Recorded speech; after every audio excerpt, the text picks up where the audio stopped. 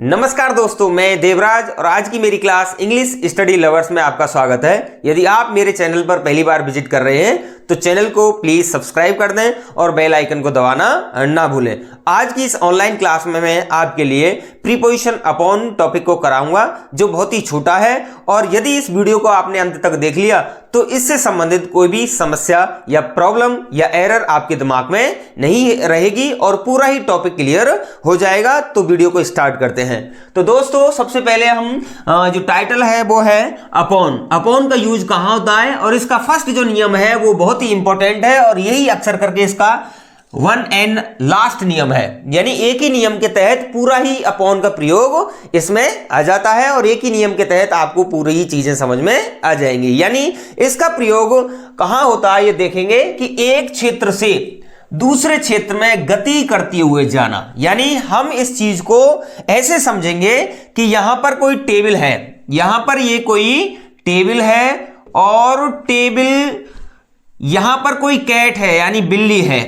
तो बिल्ली अगर यहां से उछल के यहां पर जाती है, यानी बिल्ली यहां से गति करते हुए इसके ऊपर बैठ जाती है, तो इस स्थिति में हम अपॉन का यूज करते हैं। यानी कोई भी चीज एक स्थान से उछल कर दूसरे स्थान पर बैठ जाती है तो इस स्थिति में हम अपॉन का ही यूज करते हैं। लेकिन एक प्रयोग ऑन का भी होता है, वो गतिशील नहीं होता है, वो मूवमेंट नहीं करता है, वो स्थिर होता है। यानी एक टेबल है यहां पर और उस पर बिल्ली बैठी है तो यहां पर ऑन का प्रयोग होगा। लेकिन अगर यहां पर उछल के ऐसे जा रही है इस जगह में तो यहां पर किसका प्रयोग होगा?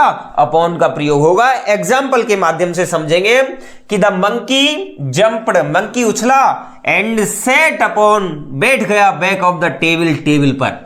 यानी मंकी उछला और जाके एक टेबल पर बैठ गया, यानी इस जगह से मंकी उछला और छाल भर के इस टेबल पर जाके बैठ गया। तो इस स्थिति में हम अपॉन का यूज करते हैं। Next example, the cat jumped upon the table. कहां बैठ गई बिल्ली? टेबल पर जाके बैठ गई। नेक्स्ट एग्जाम्पल है द लॉयन स्प्रेंग, उछला कहां? प्रे, शिकार पर, अपने पर। यानी शेर जंगल में था, उसने अपना शिकार देखा और शिकारी देखा, मतलब कोई वहां पर कोई दूसरा जानवर था, तो शेर वहां से उछल के, शेर यहां से उछल के उस अपने शिकार पर पड़ता है तो उस स्थिति में हम अपॉन का ही यूज कर देंगे। तो ये जो नियम है बहुत ही इंपॉर्टेंट है और अपॉन का यही नियम पूछा जाता है। लेकिन कुछ फ्रेजेस ऐसी होती हैं, ग्रुप ऑफ वर्ड्स ऐसे होते हैं जहां पर अपॉन का यूज होता है, वो देखेंगे। जैसे कि वंस अपॉन ए टाइम, जैसे किसी स्टोरी के स्टार्टिंग में आता है raw upon raw of seeds, यानी वंस अपॉन ए टाइम, एक बार की बात है, एक समय की बात है। Raw upon raw of seeds, यानी सीडों के ऊपर पंक्तियां हैं, पंक्तियां लगी हुई हैं, तो उसके लिए भी हम अपॉन का यूज करते हैं। वंस अपॉन ए टाइम यहां भी यूज करते हैं। और mile upon mile of dusty roads, यानी दूर तक, मीलों तक आप देख लो, आपको बिल्कुल धूल भरे रोड्स ही नजर आएंगे।